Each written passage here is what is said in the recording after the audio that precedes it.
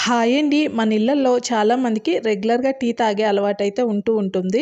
Tea తాగిన తర్వాత వచ్చే ఈ టీ పొడి వేస్ట్‌నైతే చాలామంది పడేస్తూ ఉంటారు. అలా కాకుండా ఈ టీ పొడి మన ఇంట్లోకి యూజ్ అయ్యే విధంగా ఒక మంచి టిప్ అయితే చూపిస్తాను అండి. ముందుగా ఈ టీ పొడిని వాటర్‌తో క్లీన్ చేసేసుకోండి. ఎందుకంటే మనం పాలు వేస్తాం కాబట్టి.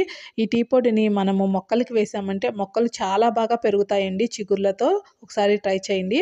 అలానే మన ఇంట్లో గాజు గ్లాసులు, గాజు బౌల్స్ ఉంటూ ఉంటాయి కదా! వీటిపైన మరకలు పడుతూ ఉంటాయి. ఈ మరకలు ఎంత క్లీన్ చేసినా పోవండి. అలా అని నార్మల్ స్క్రబ్బర్‌తో మనము రుద్దుతూ కడిగామంటే వీటిపైన గీతలు పడిపోయి చాలా గలీజ్‌గా కనిపిస్తూ ఉంటాయి. అలా కాకుండా ఈ టీ పొడిలో కొంచెం విమ్ లిక్విడ్ ఏసి వీడియోలో చూపించిన విధంగా పైపైన క్లీన్ చేస్తే చాలండి.